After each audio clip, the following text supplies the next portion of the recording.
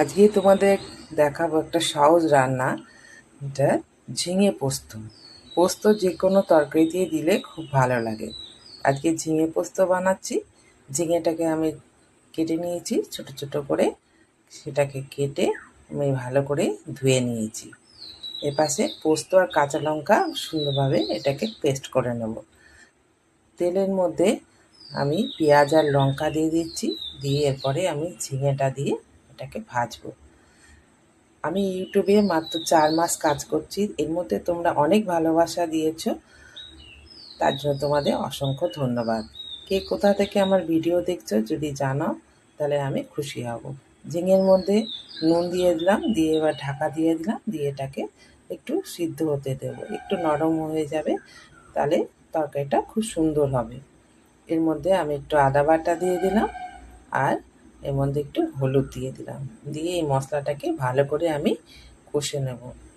তোমাদের উৎসাহ আমাকে কাজ করতে আরও সাহায্য করে এবং এগিয়ে যেতে আমি সাহায্য করবো, আরও অন্যরকম রান্না তোমাদের সামনে নিয়ে আসতে পারবো। এর মধ্যে আমি টমেটো বাটাও দিয়ে দিলাম। টমেটো বাটা যতক্ষণ না টমেটোর গন্ধ বেরোচ্ছে সেই ততক্ষণ মশলাটা আমাকে কষে যেতে হবে। টমেটোর গন্ধটা যাতে চলে যায় সেই মতো কিছুটা সময় এটাকে কষতে হবে। তারপর আমি এর মধ্যে সেই পোস্ত বাটাটা দিয়ে দিলাম। পোস্ত বাটা দিয়ে পোস্তের যে কাঁচা গন্ধটা সেটাও কষে, সেটাও যাতে চলে যায় সেই মতোভাবে খানিকক্ষণ কষতে হবে। এপাশে কিন্তু আমার ঝিঙেটাও অনেকটা কিন্তু সিদ্ধ হয়ে যাচ্ছে। ভালো করে কষে নিয়ে তারপর আমি এর মধ্যে জল দেব। আমার অনেকটাই কষা হয়ে গেছে। এর মধ্যে একটু আমি চিনি দিলাম, চিনি দিয়েও আবার একটু নাড়াচাড়া করে নেব। তারপর আমি এর মধ্যে জল ব্যবহার করব। ঝিঙেটা যেহেতু প্রথম থেকেই নাড়াচাড়া করছি, কাজে অনেকটাই সিদ্ধ হয়ে গেল।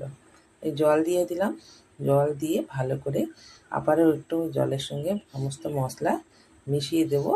মিশিয়ে দিয়ে তারপর আমি এটাকে হতে দেব। এরপর আমি ঢাকা দিয়ে দেবো, যাতে ভালো করে আর যেটুকুনি বাকি আছে ঝিঙে সিদ্ধ হওয়া সেইটুকুনি হয়ে যায়। জলটা অনেকটা কমে এসেছে, আরও একটু কমাবো, একটু মাখো মাখো হবে, তাহলে তরকারিটা খেতে ভালো লাগবে। আমার হয়ে গেছে, আমি এবার এটাকে নামিয়ে দেবো।